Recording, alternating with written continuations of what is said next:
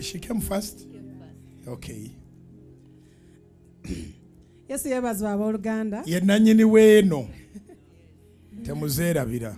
Amanya zempo omwire mebo zenzije mpo obujulizi era last year nawaako obujulizi nga tuzimba ennyumba. Abooluganda twagiyingira.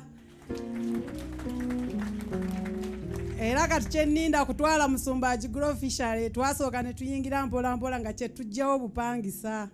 Kati twayingira tuli mu kalina era amafuta kati gwensemberedde. Kalina ku kalina. Nyumba twagiyingira tuli awo tulinya bulinya madaala kutwala tulo waggulu. Ate n'enjiri nabulira yagonza kalina yeeno. Tolowooza nti gwasooso gizimba. Tuyimba oluyimba olwali weddako nga bali mu kalina.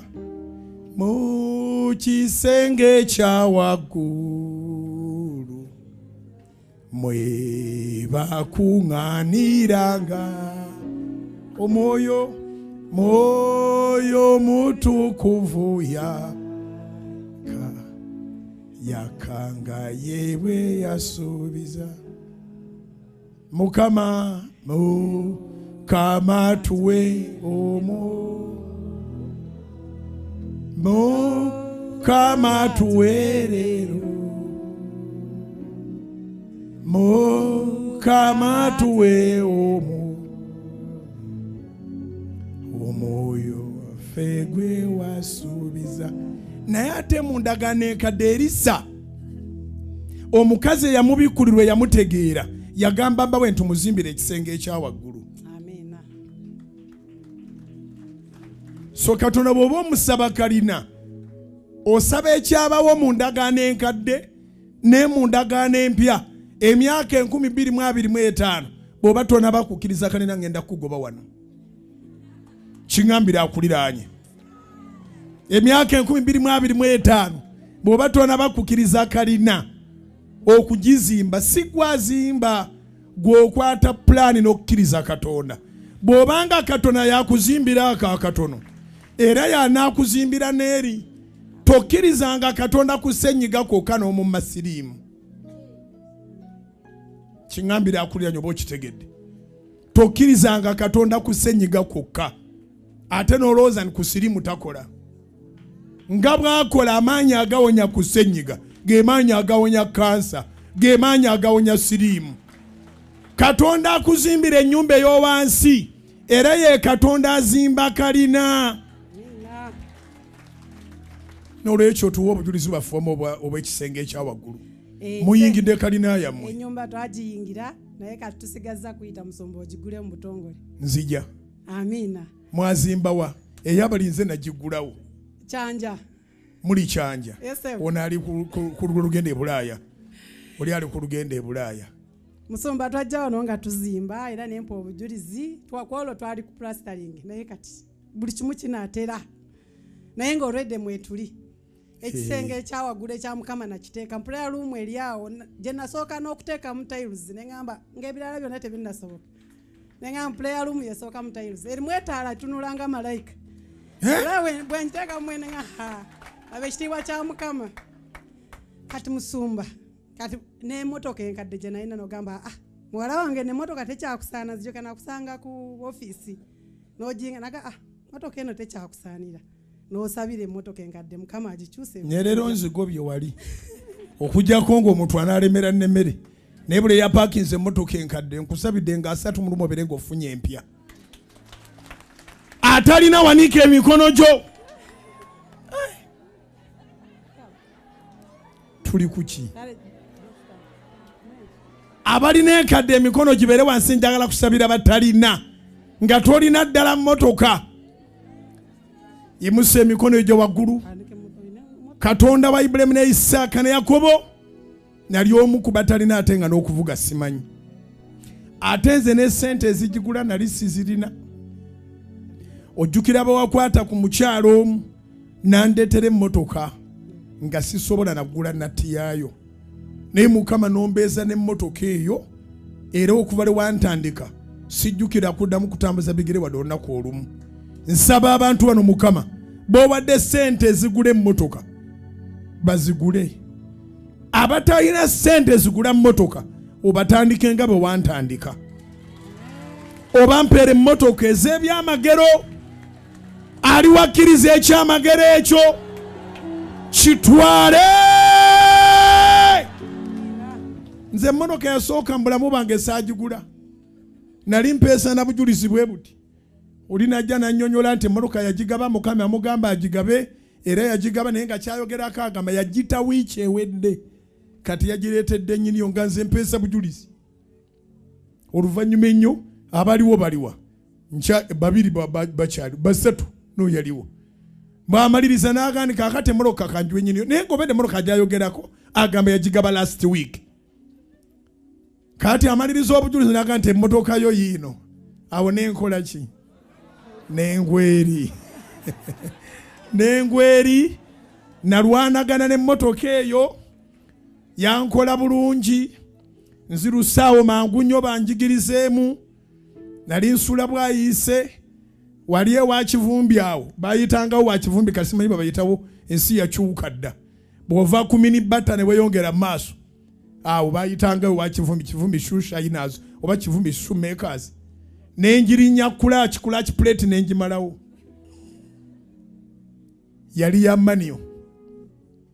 Naye okuva ku olwo siddanga ku bigere. N'emmotoka yasooka mu bulamu bwange ne Yesu akimanyi. Ate bazze bazimpa n'akafuna emmotoka ez'ebyamagero 3. Yes. 3. N'olwekyo amafuta ag'okubanga otoola nga gwe tolina ssente ku akawunti gensumulula akaakati mu linnya lya Yesu. Ku akawunti ya Katonda kw'aba atoola atuukirize ekirooto ekyo, era okuva awo obwavu tebuddanga, ofune ssente ez'amafuta. Mukama nzijukidde bwe wampa emmotoka eyo n'enjagala ogitunda ngende ngulemu poloti, n'ondaga ti poloti tegenda kunnyamba, wagimpadde nga n'ebya poloti obimanyi. N'enzimba ennyumba n'eggwa ng'emmotoka eyo tetundibwanga, emmotoka n'eryoka evaawo nga nayingira navadda mu muzigo. Ne bano Mukama nge taata gw'onooba wadde emmotoka ey'ekyamagero ate tegenda mu bintu ebirala, kubanga kino ekyamagero ojja kikola nga ne kiri kye yeetaaga ekirala okimanyi. Nga bwe wankolera nga kiri kye neetaaga okimanyi, n'obireetera buli kimu mu biro byakyo. Ne bano abakkiriza ekyamagero abali ku Canaan Land, abali ku Salt FM, abali ku Salt TV, abali ku Salt Media App, ku YouTube, ku Facebook, ku TikTok, bakitoole mu linnya lya Mukama waffe Yesu. Era mu bbanga eritali ttono funa abasimbi era irwa n'ogemuruka baziba wadde buwi. Kiwedde nze esaala eyange ewedde. Musumba okimanyi nze mutima gwange wafunamu ekifo, nkwagala nnyo era nkwenyumirizaamu nnyo. Enjiri yo etukola bulungi. Buli wamu nze nafuuka muwala wa bugingo era nkyenyumirizaamu. Mulimu wonna wengenda waka mu faamu. Kati ebyamagero biri wano banaye Kanani byewunyiza. Olunaku lwe nawo obujulizi nga tuzimba, nze nafuna mukwano gwange ono mwami Matiya. Kati omuyisa akaleeta emmotoka ne ŋŋamba ŋŋenda, era amugoberedde twali tulinga abavuga ez'empaka.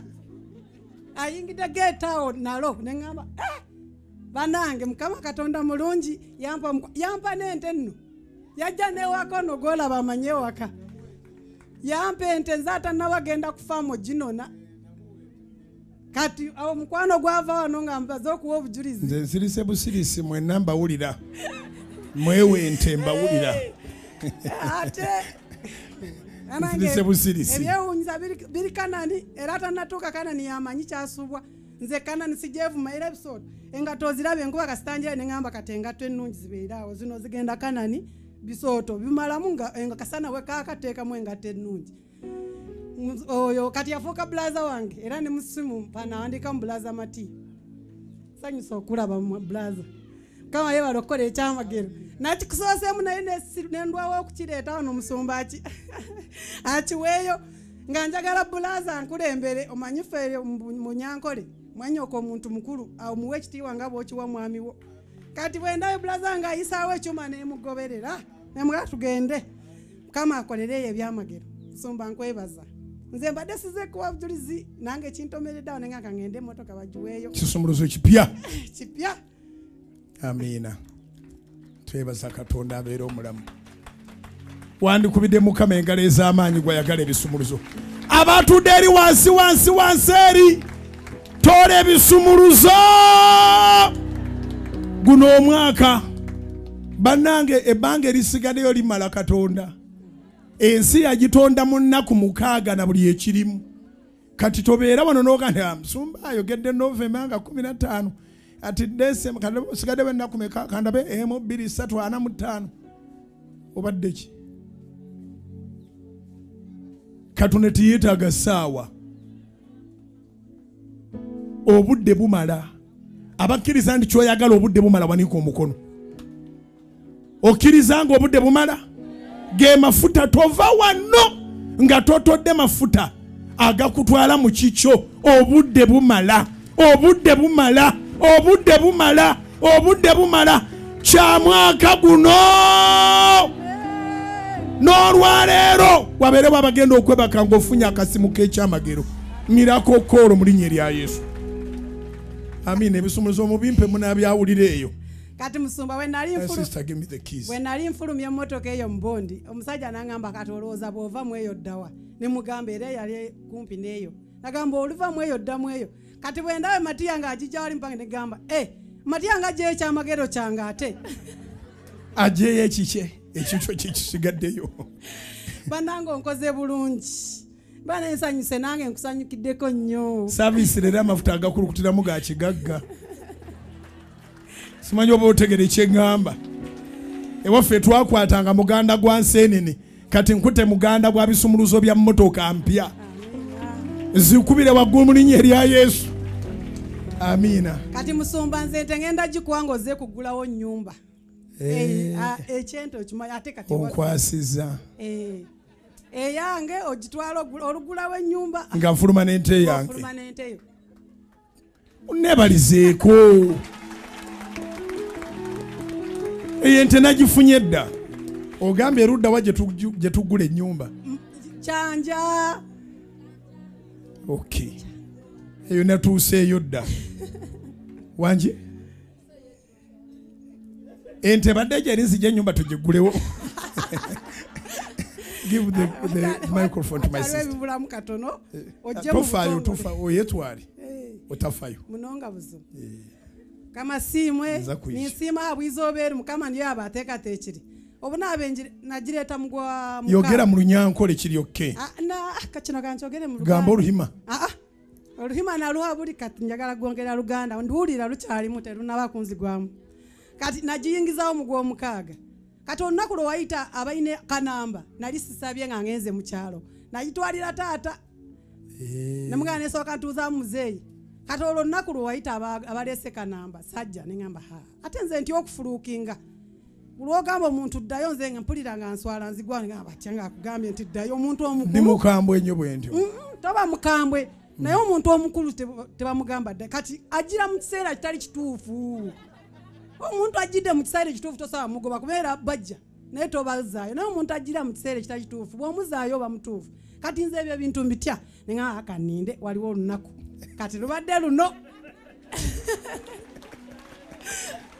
mukama abempeera omukisa w'Oluganda abanjagalire abakolera ebyamagero nga byatukolera tetwabisaanira tulabirawo nga Katonda akyusa embeera ne tumwebaza tumuwa ekitiibwa bannange Katonda mulungi weebale taata tete tumanyiddwa waka we tuva amaka tetugamanye ogogera bwogezi naye mukama atukoze bulungi atutadde ku maapu Katonda nkuwa ekitiibwa nkwebaza weebale nnyo weebale ddala weebale n'olw'omusumba wange ono taata Katonda akukuume bannange otusabire Saala ne tuwewera ababadde obubi mutima ne tuddamu mukama akwagale akolera ebirungi atuzimbire ne Pentagoni mu linnya lya Yesu eyo Saala kati kubira mukama engalo ez'amaanyi